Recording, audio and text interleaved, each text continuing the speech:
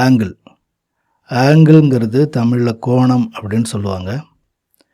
இந்த ஆங்கிள் எப்படி இருக்கும் அப்படின்னா, ஒரு லைன், இது ஸ்ட்ரெயிட் லைன், கர்வ் லைன் இல்லை, ஸ்ட்ரெயிட் லைன். இது ஒரு ஸ்ட்ரெயிட் லைன். கையால் வரைகிறதுனால கொஞ்சம் வளைஞ்சிருக்கு. இந்த மாதிரி 2 ஸ்ட்ரெயிட் லைன் ஒரு பாயிண்டில் மீட் ஆகுது. இதை வெர்டெக்ஸ்னு சொல்லலாம். ஒரு பாயிண்டில் மீட் ஆகுது. இந்த மாதிரி மீட் ஆகிறப்போ இந்த ரெண்டுக்கும் இடையில் இருக்கிற இந்த பக்கமாக நம்ம மெஷர் பண்ணுறோம்ல, பொடி ஒரு ரவுண்டு இருக்குன்னா இந்த பக்கத்துலேருந்து எவ்வளோ தூரம் இப்படி நகர்ந்துருக்கு அப்படின்னு சொல்லணும் இல்லையா?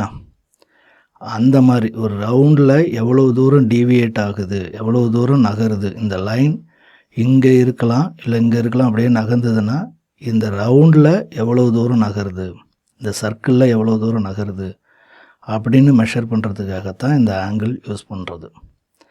இதை ஆங்கிள்னு சொல்லுவாங்க.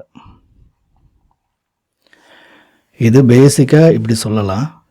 பட் ஆனால் இப்படித்தான் இருக்கணும்னு அவசியம் இல்லை. இப்படி ஒரு லைன் இருக்குது, இப்படி ஒரு லைன் இருக்குது. இது ரெண்டும் மீட் ஆகலை. பட் ஆனால் இது மீட் ஆகிறதா நினச்சிக்கணும்.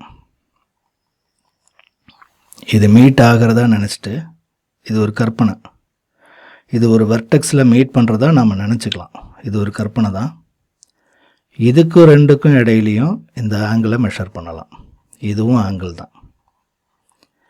மீட் ஆனாலும் சரி, மீட் ஆகலைனாலும் சரி, இந்த மாதிரி 2 லைன் ஒரு இடத்துலேருந்து ஓப்பன் ஆகுது, ஓப்பன் ஆகிட்டு இந்த மாதிரி போகுதுன்னா இந்த ஓப்பனிங் போர்ஷனை ஆங்கிள் அப்படின்னு சொல்லுவோம்.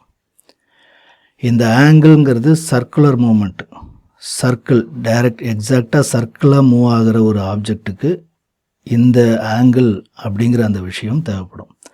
இப்போ இங்கேருந்து இந்த லைன், இதுக்கு ரெண்டுக்கும் இந்த செக்மெண்ட்டை தான் அங்கே நம்ம நோட் பண்ணுறோம். இதைத்தான் அங்கே நம்ம நோட் பண்ணுறோம். இதுதான் ஆங்கிள்.